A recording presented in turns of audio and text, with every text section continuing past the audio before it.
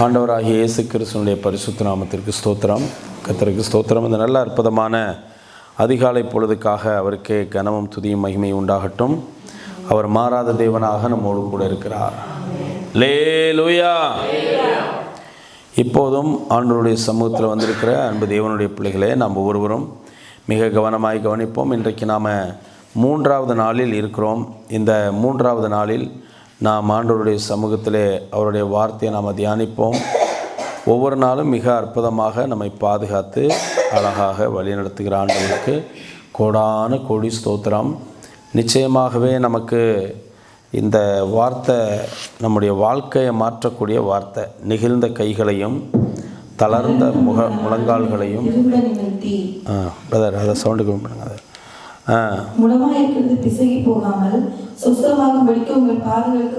அதாவது இப்போ நமக்கு இந்த வருஷத்தில் கிடைச்சிருக்கிற இந்த வார்த்தை மிக அற்புதமான வார்த்தை.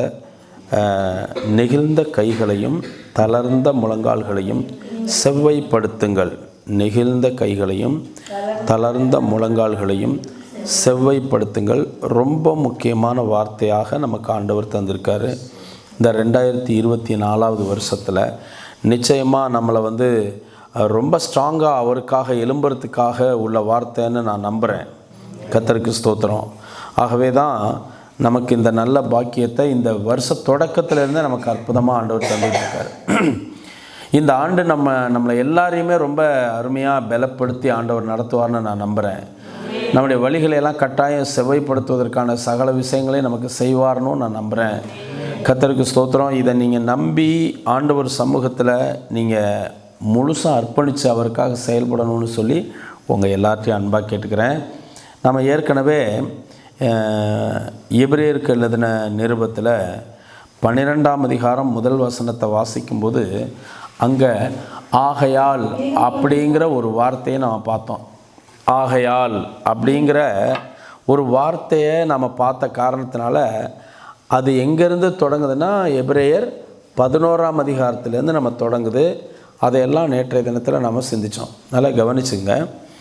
நம்மளை இல்லாமல் ஏற்கனவே நாம் பார்த்ததான ஆபிரகாமாக இருக்கட்டும், நோவாவாக இருக்கட்டும், எல்லாரும் வரிசையாக அதில் பார்க்கக்கூடியதான பரிசுத்தவான்கள் எல்லாரும் நம்மளை இல்லாமல் அவங்க என்ன அடைய முடியாதான், பூரணராக முடியாதுன்னு சொல்லி சொல்கிறாங்க, எழுதி வச்சிருக்கிறாங்க. அப்போ நம்ம வாழ்க்கையில் நாம் எப்படிப்பட்டவங்களாக இருக்கணும்னா, அவங்கள பூரணப்படுத்துறதுக்காக நாம் இங்கே வாழணுங்கிற ஒரு கட்டாயம் நமக்கு இருக்குது.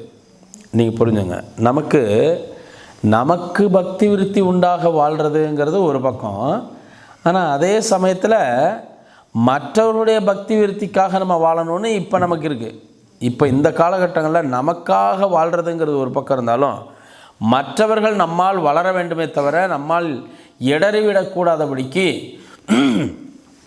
மற்றவர்களுக்காகவாவது நாம் என்ன செய்தாகணும், சரியான சத்தியத்தில் வாழ்ந்தாக வேண்டிய அவசியம் நமக்கு இருக்குது.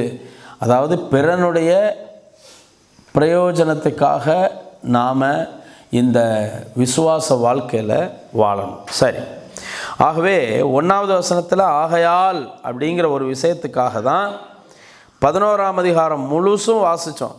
அங்கே ஆபேலை படித்தோம், ஏனோக்கை படித்தோம், நோவாவை படித்தோம், ஆபிரகாம் படித்தோம், சாராளை படித்தோம். இப்படியே வரிசையை நம்ம எல்லாரையும் படித்து கடைசியாக அதில் நம்ம இல்லாமல் அவர்கள் என்ன ஆக முடியாது, பூரணராக முடியாதுன்னு படித்து முடித்தோம். ரொம்ப சந்தோஷம். இப்போது 12ஆம் அதிகாரத்தை வாசிக்கும் பொழுது அங்கேயும் ஒரு வார்த்தை இருக்குது. ஆகையினால் அப்படிங்கிற ஒரு வார்த்தை இருக்குங்க. 12ஆம் அதிகாரத்தில் 12வது வசனத்தில் மொதல் வார்த்தை ஆகையினால் அப்படிங்கிற ஒரு வார்த்தை அங்கே இருக்குது. அப்போ ஆகையினால் அப்படின்னாலே ஏற்கனவே இருக்கிறத நம்ம பார்க்க வேண்டிய அவசியம் இருக்குங்கிறது ரொம்ப முக்கியமான விஷயம். நல்லா கவனித்து கொள்ளுங்கள். நமக்கு 3 நாள் இன்னையோட முடியுது. இன்னும் மீதி இருக்குது 4 நாள் மட்டும்தான் இருக்குது. இந்த 4 நாளும் ரொம்ப ஆழமாக அதுக்குள்ளே இருக்கிறத நம்மளால் முடிஞ்ச அளவுக்கு என்ன செய்தானோ தியானிக்கணும். உங்களுக்கு நான் நேற்றுக்கு சொன்ன மாதிரியே அழகாக கொஸ்டின் பேப்பர்லாம் ப்ரிப்பேர் பண்ணி கொண்டு வந்திருக்கு. நீங்கள் என்ன பண்ணலான்னா, இது முடிஞ்சோடனே இந்த கொஸ்டின் பேப்பரை வாங்கி அதுக்கான ஆன்சரை நீங்கள் என்ன பண்ணலாம், எழுதலாம். கர்த்தருக்கு ஸ்தோத்திரம். கொஸ்டின் பேப்பர்னோன்னு சில பேர் வள்ளியோன்னு எனக்கு சந்தேகமாக வேறு இருக்குது. பரவாயில்ல, பரீட்சையினாலேயோ அல்லது வார்த்தையினாலேயோ ஏதோ ஒன்றுனால போகிறது போகட்டும், இருக்கிறது இருக்கட்டும். பொதுவாக மழை வந்துடுச்சுங்கிறதுனால ஒரு சிலர் வராமல் இருந்திருக்கலாம். இருந்தாலும் பரவாயில்ல. இந்த என்னமோ காக்கா உட்கார பனம்பழம் உழுவ அப்படி சொல்லுவாங்கள்ல. பனம்பழம் உழுவ வேண்டிய காலத்தில் அது உழுவுது, ஆனால் காக்கா உட்கார்றப்ப என்ன விழுந்தான், அந்த மாதிரி நினைக்க வேணாம். இப்போ நாம் செய்ய வேண்டிய விஷயம், நமக்கு 12வது வசனத்தில் 12ஆம் அதிகாரம் 12வது வசனத்தில் ஆகையினால்ங்கிற வார்த்தை இருக்கிறதுனால நாம் தொடர்ந்து என்ன பண்ணணும் அப்படின்னா, நேற்றைக்கு அந்த அதிகாரம் முழுசும் படிச்சிட்டோங்க. நேற்றைக்கு எந்த அதிகாரம் முழுசும் படித்தோம்? 11ஆம் அதிகாரத்தை ரொம்ப அழகாக முழுசும் படிச்சிட்டோம்.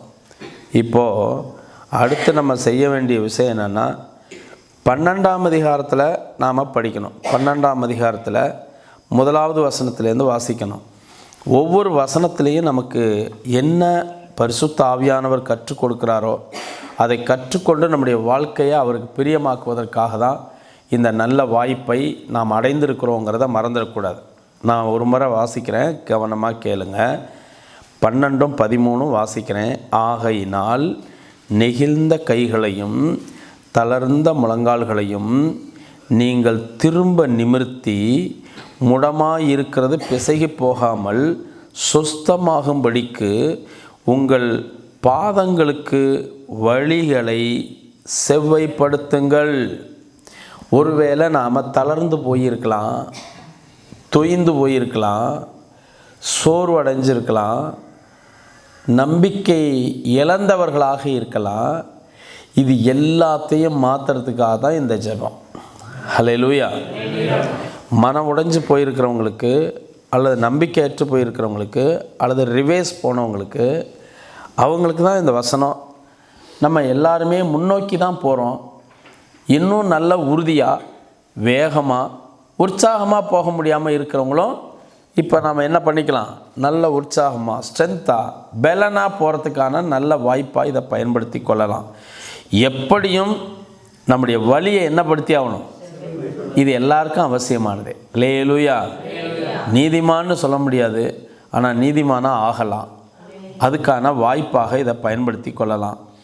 ஒவ்வொரு வசனமாக நம்ம படிக்கலாம்.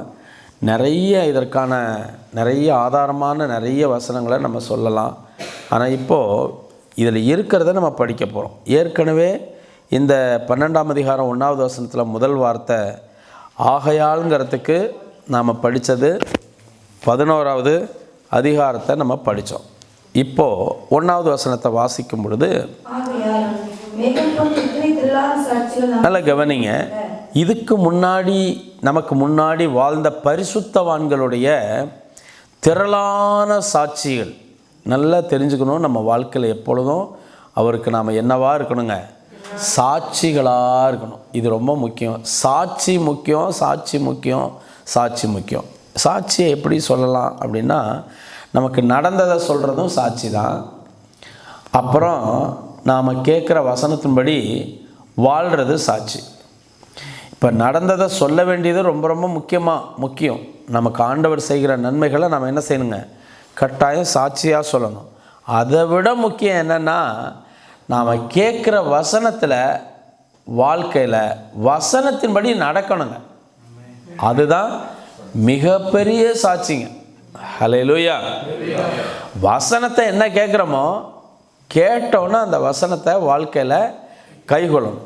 ஒரு சபைக்கு போய் அந்த சபையில் பிரசங்கம் பண்ண சொன்னாங்க. அங்கே போய் அந்த சபைகளை பார்த்து, என்னை கனம் பண்ணுகிறவர்களை நான் கனம் பண்ணுவேன் அப்படிங்கிற வசனத்தை சொல்லி, ஆராதனைன்னா என்ன, அந்த ஆராதனையில் எப்படி நம்ம ஆராதிக்கணும், அவரை கனம் பண்ணுறதுனா ஆராதனைக்கு எத்தனை மணிக்கு வரணும் அப்படின்னு போன வருஷம் சொன்னேன். ஆனால் இந்த வருஷம் துவக்கத்தில் நேற்றைய தினத்தில் அவருக்கு ஃபோன் பண்ணி நான் கேட்கும்போது, இல்லையா எல்லாருமே கரெக்டாக வந்துடுறாங்க அப்படின்னு சொன்னார். இன்னும் சில விஷயங்களெல்லாம் அவர் பேசினார். அதாவது தான் இருந்த ஆவிக்குரிய நிலையிலிருந்து அடுத்த நிலைக்கு என்ன செய்கிற, முன்னேறக்கூடிய அளவுக்கு ஒவ்வொருத்தருடைய வழிகளும் இருக்கிறதை சொல்லும் பொழுது இன்னும் மகிழ்ச்சியாக இருந்தது. ஹல்லேலூயா. கர்த்தருக்கு ஸ்தோத்திரம். சரி, நான் இதை உங்களுக்கு எதுக்காக சொல்கிறேன் அப்படின்னா, நீங்கள் இன்னும் என்ன செய்யணுங்க? வளரணும். பக்தியில் என்ன செய்யணுங்க? வளரணும். அதுதான் ரொம்ப முக்கியமானது. ஆக மேகம் போன்ற இத்தனை திரளான சாட்சிகள் அப்படிங்கிறதுக்கு தான் நான் இதை உங்களுக்கு சொல்லிகிட்டு இருக்கிறேன். சாட்சி, ஆண்டவர் செய்த நன்மையை சொல்கிறதும் சாட்சி தான். ஆண்டவர் சொல்கிற வசனத்தை கேட்டு வாழ்கிறதும் சாட்சி தான். ஏன்னா நீங்கள் எனக்கு என்னவாக இருப்பீர்கள்? சாட்சிகளாக இருப்பீர்கள். எங்கெல்லாம் சாட்சியாக இருப்பீங்க? யூதேயாவில், சமாரியாவில், அப்புறம் எருசலேமில்,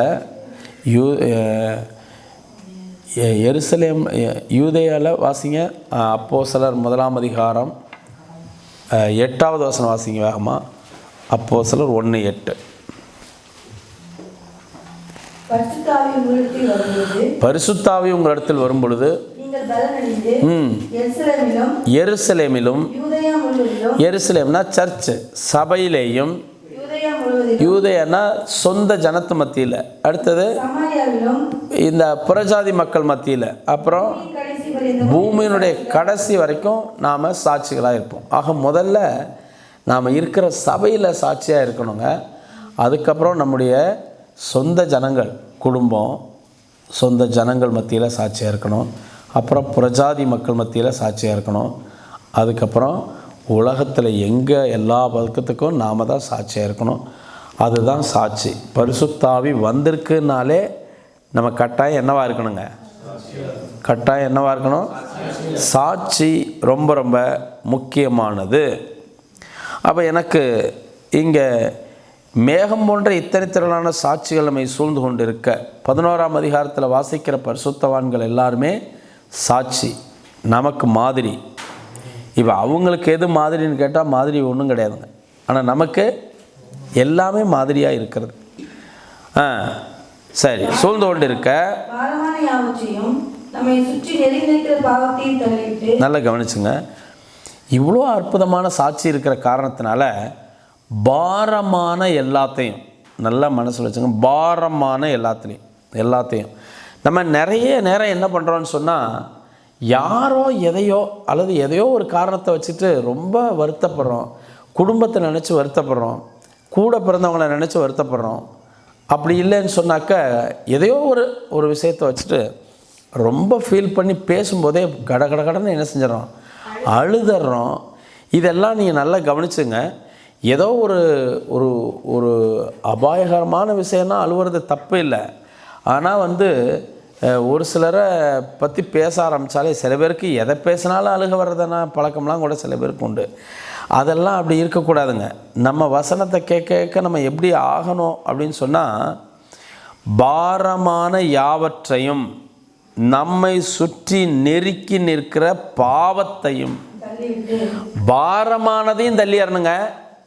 நம்மளை சுற்றி நெருக்கி நிற்கிற பாவத்தையும் நாம் என்ன செய்யணுங்க? தள்ளிடணும். இது ரொம்ப முக்கியம். 2 விஷயம்.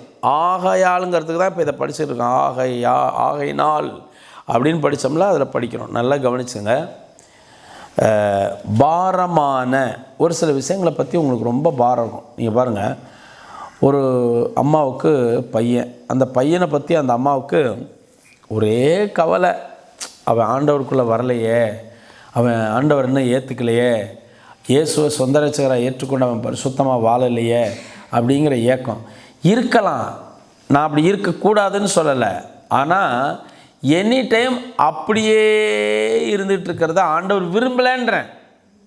நான் உங்களுக்கு ஈஸியாக என்ன சொல்கிறேன்னா, உங்கள் பையன் மனம் திரும்பலைங்க, உங்கள் புருஷன் மனம் திரும்பலை, உங்கள் மனைவி மனம் திரும்பலை.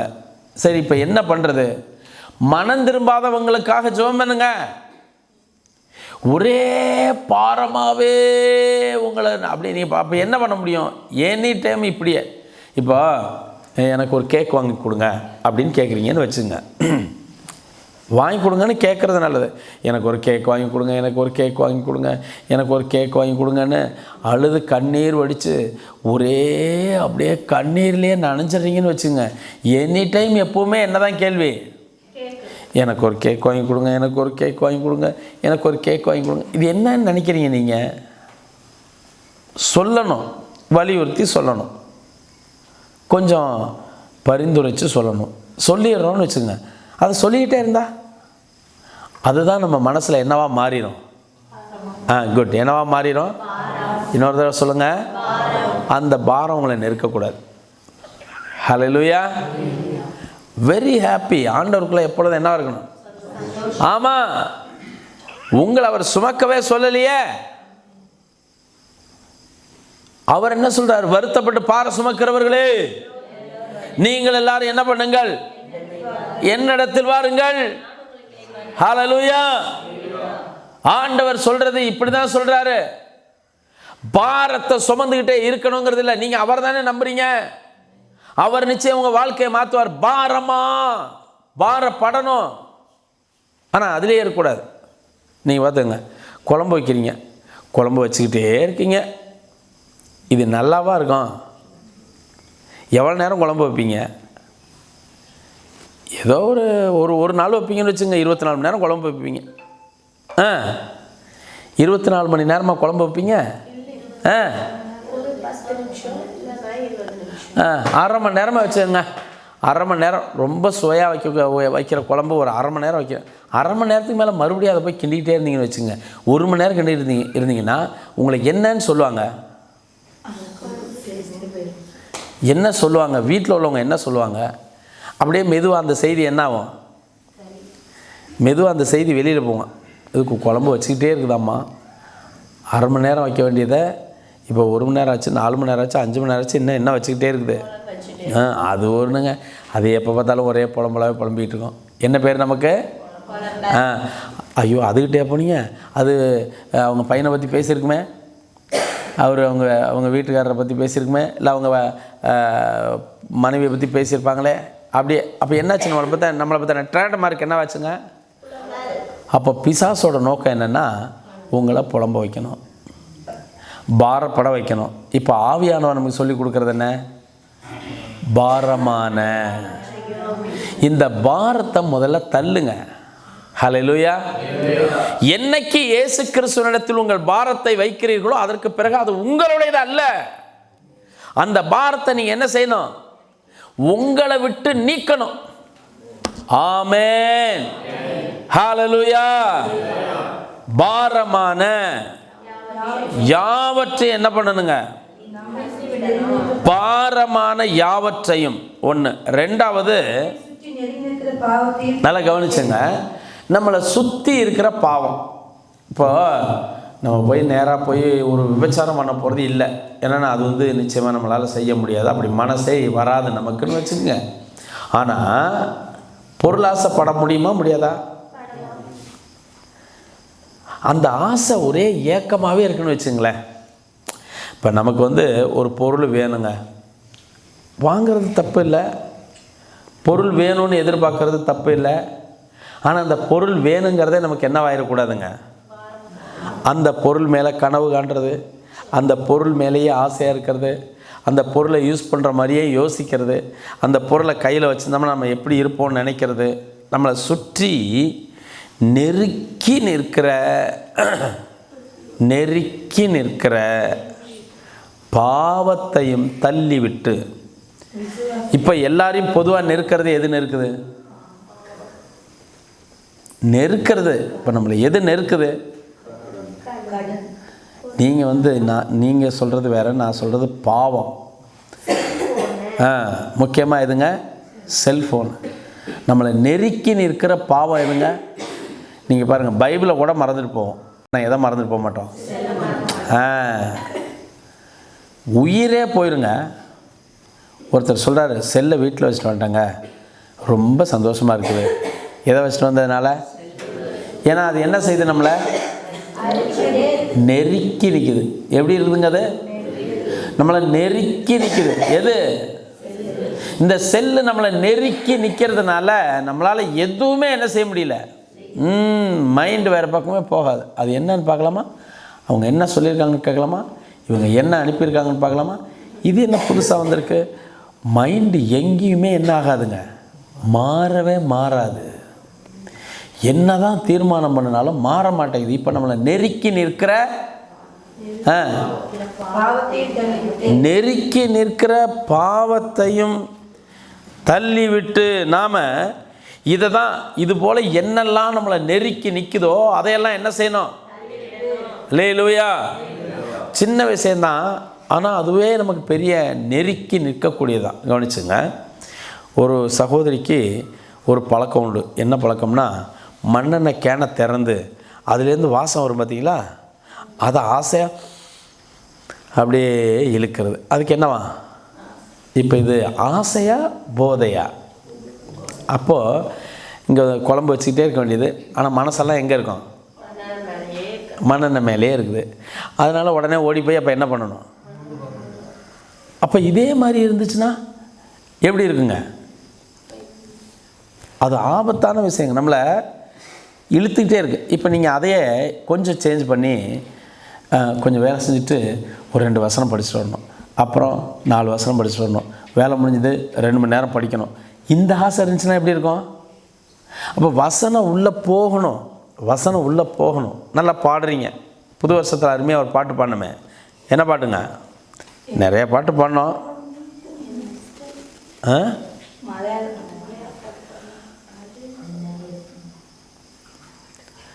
என்ன பாட்டு பாடினோம்?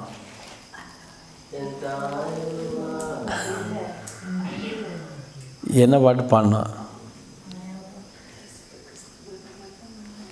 ரொம்ப அருமையானது. ஏதாவது கஷ்டம் வந்தால், பிரச்சனை வந்தால், போராட்டம் வந்தால் என்ன சொல்லி பாடணும்?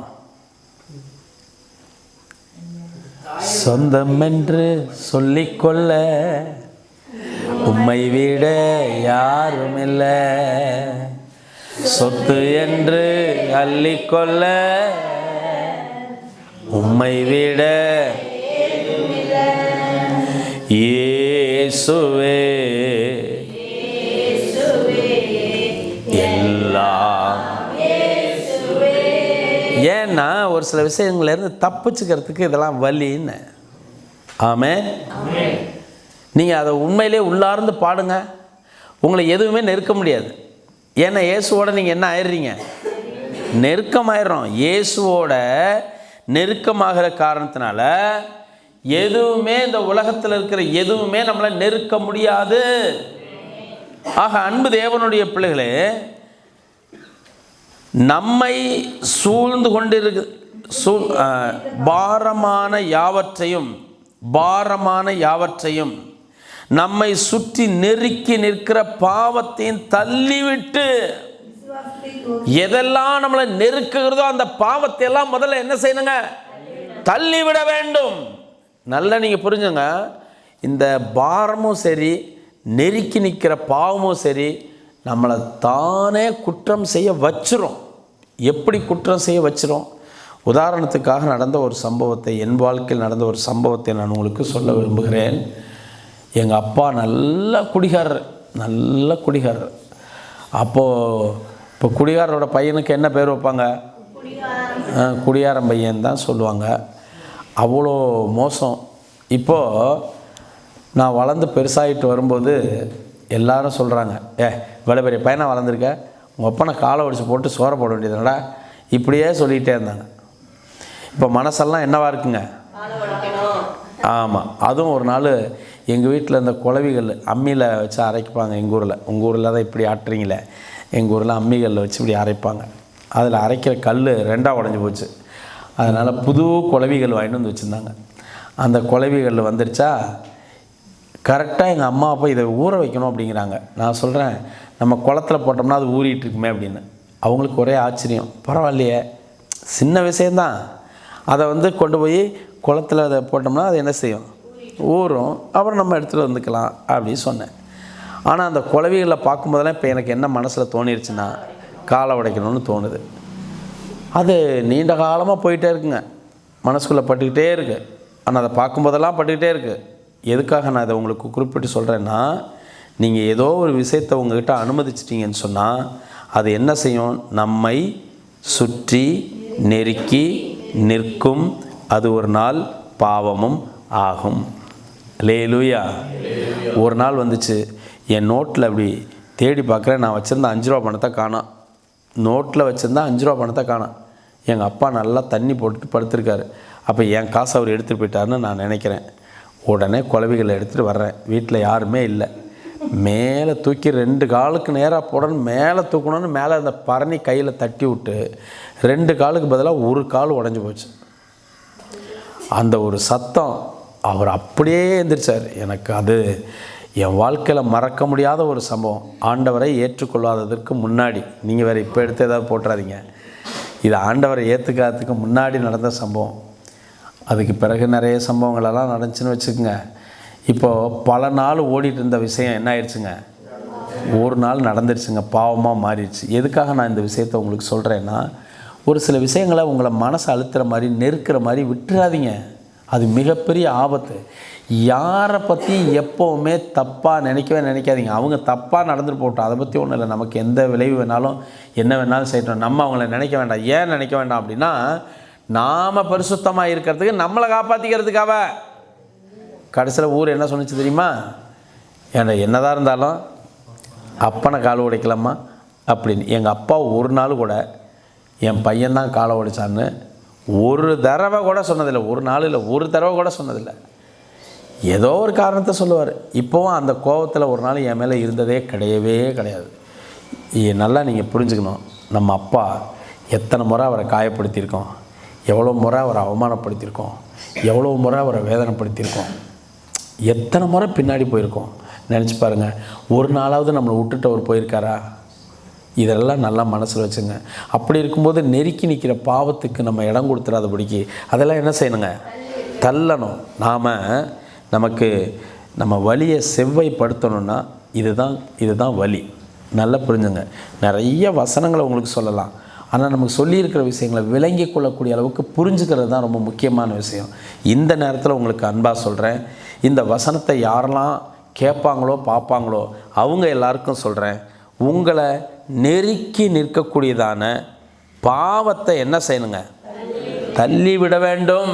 அது சின்னதோ பெருசோ, சின்ன பாவமோ பெரிய பாவமோ எதுவாக இருந்தாலும் என்னதாங்க, பாவம் தாங்க. திருட்டு, அது சின்னதோ பெருசோ என்னதான், திருட்டு. ட்ரெயினில் போன பணத்தை போகும்போதே அடிச்சுட்டு போயிட்டானா எப்படி இருப்பான் பாருங்கள். அத்தனை போலீஸ் பாதுகாப்பு இருந்தாலும் மொத்தமாக ஒன்றும் இல்லை, எல்லாம் க்ளோஸ். எங்கடானா மேலேருந்து கட் பண்ணி உள்ளே போயிருக்கான். ஒரு கடையில் போய் ஒரு முட்டாயோ இல்லை ஒரு ப்ரஷ்ஷோ ஏதோ இருக்கிறத கையை வச்சு அப்படி எடுக்கிறான்னு வச்சுங்க, இதுவும் திருட்டு தான், அதுவும் திருட்டு தான். மொத்தத்தில் திருட்டு. நம்மளை பொறுத்தளவுக்கு இந்த சுற்றி நிற்கிற பாவத்தை என்ன செய்யணுங்க, தள்ளிவிட வேண்டும். விசுவாசத்தை துவக்குகிறவரும் முடிக்கிறவருமாய் இருக்கிற இயேசுவை நோக்கி நமக்கு நியமிக்கப்பட்டிருக்கிற ஓட்டத்தில் பொறுமையோடு ஓடக்கணும். இது ஈஸியாக படித்து முடிச்சிடலாம், ஆனால் எவ்வளோ விஷயம் அதில் இருக்குது நீங்கள் கவனித்து பாருங்கள். இதையெல்லாம் தள்ளுனா மட்டும்தான் நம்ம பொறுமையோடு என்ன செய்ய முடியும். ஓடுகிறேன் நான் ஓடுகிறேன் என் இயேசுவுக்காய் நான் ஓடுகிறேன், ஓடுகிறேன் நான் ஓடுகிறேன் என் இயேசுவுக்காய் நான் ஓடுகிறேன். அல்லேலூயா அல்லேலூயா அல்லேலூயா அல்லேலூயா அல்லேலூயா அல்லேலூயா அல்லேலூயா அல்லேலூயா. பரம அழைப்பின் பந்தய பொருளுக்கா நான் லக்கை நோக்கி ஓடுகிறேன். பரம அழைப்பின் பந்தய பொருளுக்கா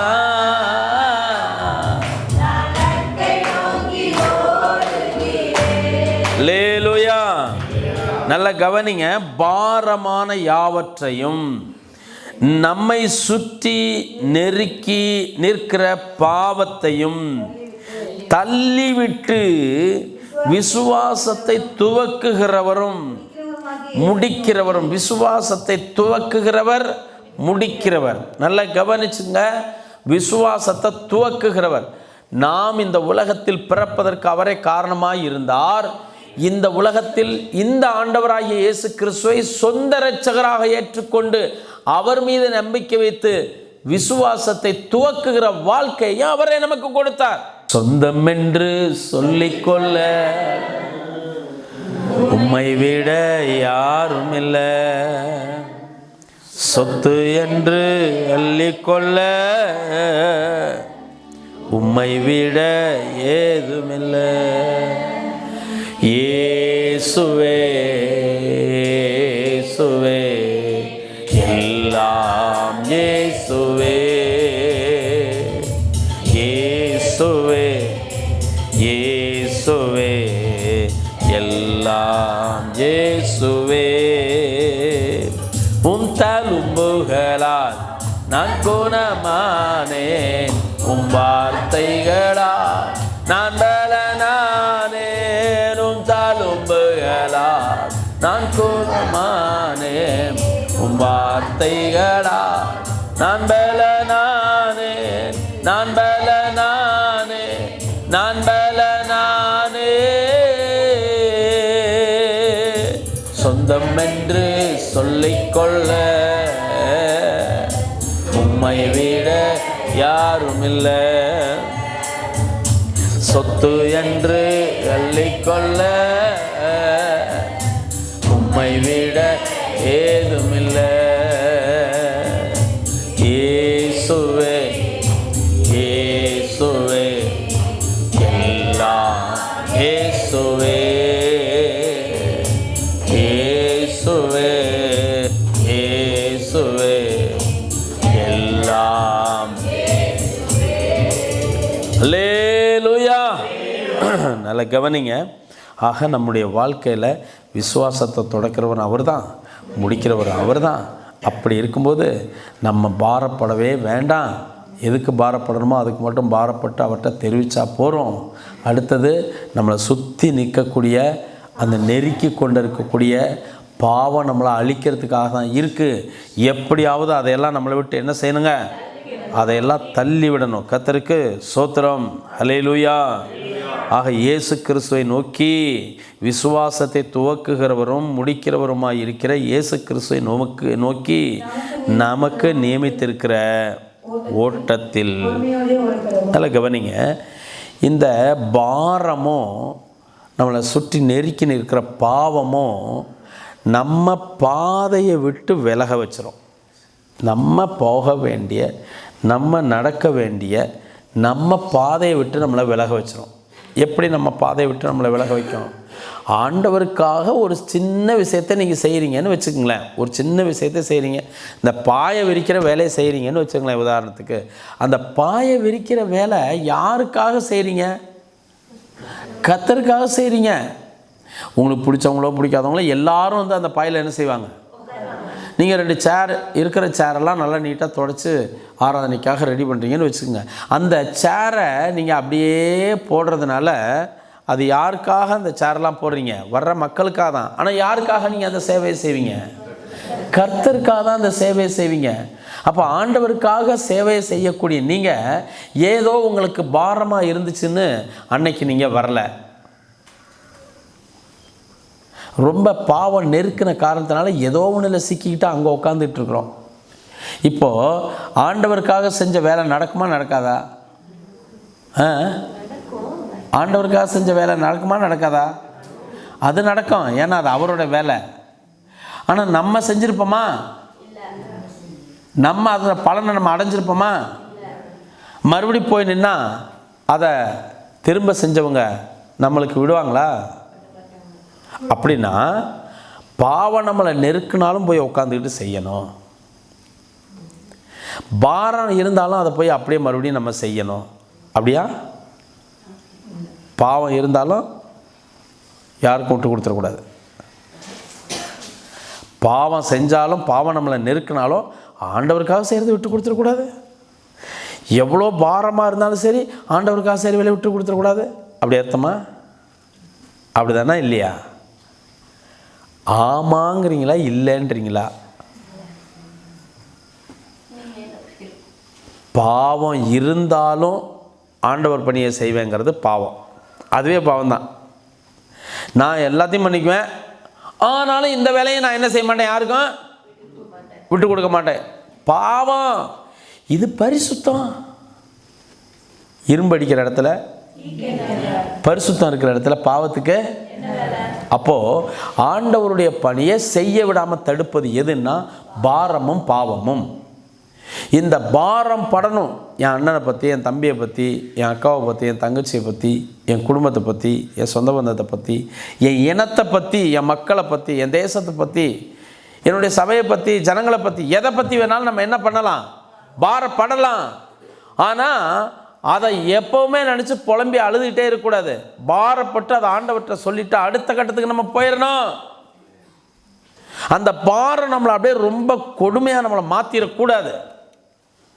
அப்புறம் பாவம் நம்மளை நெருக்கி மறுபடியும் நம்மளை என்ன செய்ய வைக்கக்கூடாதுங்க, அந்த பாவத்தை செய்ய வைக்கக்கூடாது. அதையெல்லாம் என்ன செய்யணும்னு சொல்லியிருக்குங்க, தள்ளி விட வேண்டும். தள்ளி விட்டு நமக்குன்னு ஆண்டவர் கொடுத்துருக்கிற அந்த ஓட்டத்தில் என்னவா இருக்கணுங்க, பொறுமையாக ஓடுகிறேன் ஆண்டவரே, உமக்காக நான் என்ன செய்கிறேன், அப்படி நாம் ஓடணுங்க. பொறுமையோடு ஓடணும். ரொம்ப முக்கியமானதுங்க. அதாவது இனிமேல் நான் அந்த ஆண்டவருடைய அதெல்லாம் நான் செய்ய மாட்டேன் அப்படின்னு கோபத்தில் விட்டுட்டு போகிறவங்க இருக்காங்க, பாவத்தில் விட்டு போகிறவங்க இருக்காங்க, பாரத்தில் விட்டுட்டு போகிறவங்க இருக்காங்க. நீங்கள் அதுக்கு பிறகு அவங்க வாழ்க்கையை போய் பார்த்தா ஆச்சரியங்க, அது ரொம்ப கஷ்டமாக இருக்குது.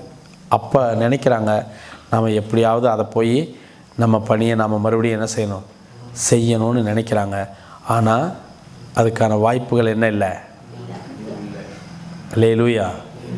அதே போல் செய்கிறத செவ்வையாக செய்யணும், நுணுக்கமாக செய்யணும், இந்த காலத்துக்கு ஏற்ற மாதிரி செய்யணும்.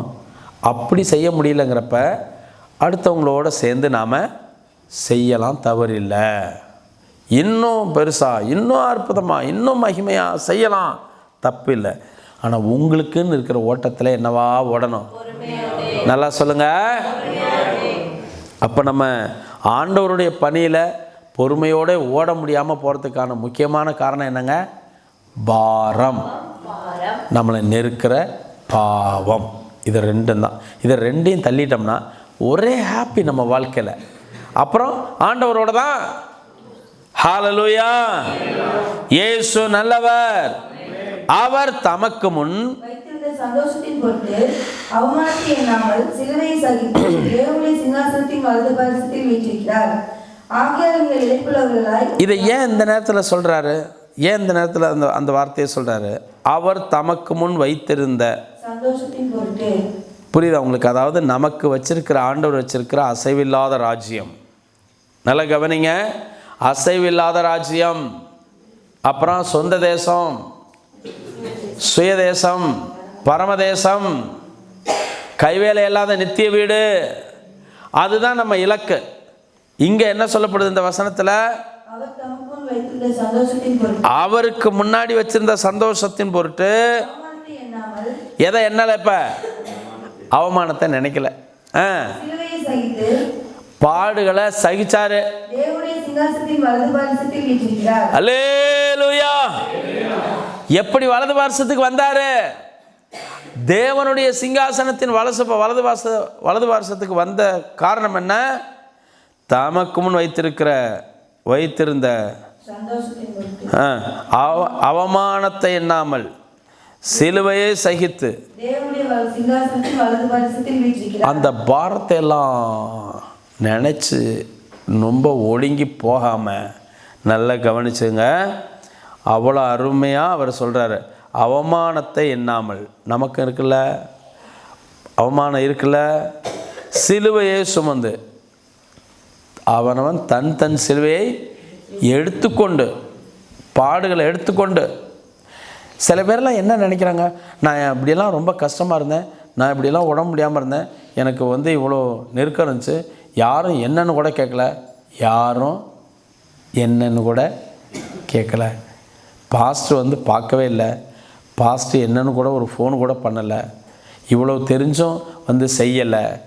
இதை நீங்கள் புரிஞ்சுங்க. நீங்கள் உதாரணமாக இப்படி எடுத்துக்கங்க. பேதுரு சிறைச்சாலையில் இருக்காரா? ஆமாம். இப்போ சிறைச்சாலையில் இருக்கிற பேதுரு சிறைச்சாலையில் இருக்கிற காரணத்தினால மக்கள்லாம் என்ன செஞ்சாங்க, சபையாரெல்லாம் கூடி நல்லா என்ன பண்ணிகிட்ருக்காங்க, ஒரு வீட்டில் ஜெபம் பண்ணிகிட்ருக்குறாங்க. ராத்திரி நேரத்தில் ஜெபம் பண்ணிகிட்ருக்காங்க. அப்போ நடு ராத்திரியில் தான் பவுலும் சீலாவும் என்ன பண்ணாங்களாமா, பாடி துதிச்சாங்கன்னு சொன்னோம்ல. அதுபோல் இவங்க என்ன செய்கிறாங்க, நல்லா ஜெபம் பண்ணிகிட்ருக்காங்க. பேதுரு இப்போ என்ன பண்ணிகிட்ருக்காரு, சிறைச்சாலையில் நிம்மதியாக தூங்கிட்டுருக்காரு. தேவதூதன் போய் தட்டி எழுப்புறாரு. எல்லாம் கனவு கன்ற மாதிரியே நினைக்கிறாரு. ரோட்டில் நடந்து அப்படியே போகிறாரு, நேராக போகிறாரு. எங்கே போகிறாரு, ஜெபம் பண்ணுற வீட்டுக்கு போகிறாரு. ஏன் வேறு பக்கம் போயிருக்கலாம்ல, பாஸ்டர் வேறு பக்கம் போயிருக்கலாம்ல, ஏன் ஜெபம் பண்ணுற வீட்டுக்கு போகிறாரு? இவரே போலனாலும் ஆவியானவர் எப்படி நடத்துவாருங்க, நேர்வழியாக நடத்துகிறாரு. தேவ தூதனே வழி நடத்துவார். நீங்கள் உண்மையிலேயே உங்கள் வீட்டுக்கு வந்து ஆறுதலையும் தேர்தலையும் கொடுக்கறது யார் தான் கொடுக்க முடியும்? ஆண்டவர் தான் கொடுக்க முடியும். எந்த நேரத்தில் யாரை அனுப்பி எப்படி நடத்தணுங்கிறது யாருக்கு தான் தெரியும். நம்ம யாரை பார்த்தாலும் குற்றமாகவே எல்லாம் வச்சுட்டு இருக்கோம். என்ன கேட்கல, பார்க்கல, விசாரிக்கலை, ஃபோன் பண்ணலை, என்ன எதுன்னு கேட்கல. அதையே திரும்பி ரிப்பீட் உங்களுக்கே சொல்லி பாருங்க. நீ என்ன, யாரை விசாரிச்சா, என்ன கேட்ட, யாருக்கு ஃபோன் பண்ண, யாரை போய் வீட்டில் பார்த்துட்டு வந்த, யாரை பார்த்து விசாரிச்சுட்டு வந்த அப்படின்னு நீயே நாமளே நமக்கு கேள்வியை கேட்டோம்னா நம்முடைய கேள்விக்கு என்ன பதில்? அப்போ குற்றப்படுத்துறதுக்காக நான் இதை சொல்லலை, நம்மளை நெருக்குது இதெல்லாம். அப்போது நான் என்ன சொல்லுவேன்னா, யாரோ ஒரு மனுஷன் விசாரிக்கணும், இல்லை ஒரு பாஸ்டர் விசாரிக்கணும், ஒரு பிரதர் வந்து விசாரிக்கணும் அப்படின்னு நினச்சா ஆண்டவர் விசாரிக்கிறது பத்தலைன்னு அர்த்தம். அல்லது ஆண்டவர் விசாரிக்கிறத உதாசீனப்படுத்துகிறோன்னு நினைக்கிறோம். நம்மளை விசாரிக்கிறவர் யார் தான்? கர்த்தர் தான் விசாரிக்கிறார். எந்த மனுஷனும் நமக்கு விசாரித்து நமக்கு தீர்வு கொண்டு வந்துட முடியாது. மனுஷனுடைய விசாரிப்பை எதிர்பார்த்தால் கர்த்தருடைய விசாரிப்பை வேண்டாம் என்று சொல்லுகிறோம் என்ற அர்த்தம். இப்போ கர்த்தருடைய விசாரிப்பு வேணுமா, மனுஷனுடைய விசாரிப்பு வேணுமா? மனுஷனுடைய விசாரிப்பு வேணும்னா சொல்லுங்கள். வார வாரம் உங்களுக்காக ஒரு டியூட்டியை போட்டு என்ன நடக்குதோ நடக்கலையோ, சாப்பிட்றியோ சாப்பிட்லையோ, இந்த வீட்டுக்கு போயிட்டு வந்துருப்பா, இல்லை நானே வேணாலும் வர்றேன். அல்லேலூயா. ஆண்டவர் மட்டும் விசாரிக்க வேண்டான்னு சொல்லுங்கள், நானே வேணாலும் உங்களை வந்து விசாரிக்கிறேன். போகிறோம். அது போருமா? யார் வரணுங்க? அவர் தான் நம்மளை விசாரிக்கிறவர். எவ்வளோ அழகா அங்கே அவர் சொல்லுகிறத கவனிச்சு பாருங்க. என்னன்னு சொல்றாருங்க, இதுதான். இப்போ நீங்கள் வசனத்தை வந்து கேட்குறீங்க, இந்த வசனம் உங்களை என்ன செய்யுங்க? வசனம் நித்தியத்துக்கு நேராக உங்களை அழகாக நடத்தும். ஹல்லேலூயா. அதுதான் நம்ம நோக்கம், அதுதான் நம்ம இலக்கு. அப்போது அவமானத்தை சிலுவையை சகித்து அவர் எப்படி மேலானதை அடைந்தாரோ அதே போல் நீங்களும் அடைய வேண்டும் என்பதே அவருடைய விருப்பம். எல்லாரும் முழங்கால் படிட்டு, பாரம் வேண்டாம், என்னை சுற்றி நெருக்கி நிற்கிற பாவம் வேண்டாம், பரிசுத்தரே நீங்கள் போகிறோம். அல்லேலூயா, அல்லேலூயா, அல்லேலூயா. இந்த பாவமும் வேண்டாம், பாரமும் வேண்டாம். நான் அவமானத்தை எண்ணாம சிலுவைய கஷ்டத்தை சகித்து, ஆண்டவரை உம்மை நோக்கி பார்க்க நீர் எனக்கு உதவி செய்யும், நான் அப்படி இருக்க எனக்கு உதவி செய்யும். எல்லாரும் உள்ளத்தின் ஆழத்திலிருந்து ஏசப்பாவை நோக்கி ஸ்தோத்திரம் பண்ணி அவரை மகிமைப்படுத்துவோம். ஹல்லேலூயா, ஹல்லேலூயா, ஹல்லேலூயா, ஹல்லேலூயா, ஹல்லேலூயா, ஹல்லேலூயா. கிருபை இரக்கம் நிறைந்த எங்கள் ஜீவனோட தேவனே, உமக்கு ஸ்தோத்திரம், ஸ்தோத்திரம், ஸ்தோத்திரம். இதோ உம்முடைய அன்பு பிள்ளைகளை இயேசுவின் நாமத்தில் ஆசீர்வதிக்கிறப்பா. பலப்படுத்துங்க, வழி நடத்துங்க, காத்து கொள்ளுங்க. ஆண்டவரே, நெகிழ்ந்த கைகளையும் தளர்ந்த முழங்கால்களையும் செவ்வைப்படுத்துவதற்காக, எங்கள் வழிகளை செவ்வைப்படுத்துவதற்காக உம்முடைய பாதத்தில், உம்முடைய சமூகத்தில் வந்திருக்கிறோம். இந்த 3ஆம் நாளிலே கர்த்தாவே, பாரம் வேண்டாம், எங்களை நெருக்கி நிற்கிற பாவம் வேண்டாம், பரிசுத்தரே நீர் போதும். உம்முடைய பாதத்திலே தாழ்த்தி தருகிறோம். ஆட்கொண்டு வழி நடத்துங்க, பலப்படுத்துங்க, ஆசீர்வதிங்க, காத்துக்கொள்ளுங்க. எதிர் சக்திகள் எல்லாம் இயேசுவின் நாமத்தில் இப்பொழுதே சுட்டெரிக்கப்படுவதாக உங்கள் பாதத்தில் சமர்ப்பிக்கிறோம். இதோ உம்முடைய ஆலயத்தில், உம்முடைய சமூகத்தில் இருக்கிற அன்பு பிள்ளைகள் எல்லாரையும் இயேசுவின் நாமத்தில் ஆசீர்வதிக்கிறோம். தகப்பனே, உமக்கு ஸ்தோத்திரம். மற்ற இடங்களில் நடந்து கொண்டிருக்கிற அதிகாலை ஜெபங்களையும் நீங்கள் பொறுப்பேற்று நடத்துங்க. உங்கள் பாதத்தில் தருகிறோம். நாங்கள் பிரிந்தாலும் பிரியாதவன் எங்களோடு கூட எங்களை நடத்துவீராக. இயேசுவின் நாமத்தில் பிதாவே, ஆமென். என் ஆத்துமாவே கர்த்தரை, என் முழுவதுமே அவருடைய பரிசுத்த நாமத்தை, ஆத்துமாவே கர்த்தரை ஸ்தோத்திரி. அவர் செய்த சகல உபகாரங்களும் மறவாதே. ஆமேன் ஆமேன். கர்த்தர் உன்னை ஆசீர்வதித்து உன்னை காக்க கடவுள்.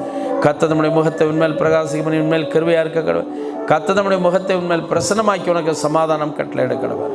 நம்முடைய கர்த்தர் இயேசு கிறிஸ்துவின் கிருபையும் தேவனுடைய அன்பு பரிசுத்தருடைய ஐக்கியம் நம் அனைவரோடு கூட இருப்பதாக. ஆமென். அல்லேலூயா, அல்லேலூயா, அல்லேலூயா. Praise the lord, praise the lord, praise the Lord.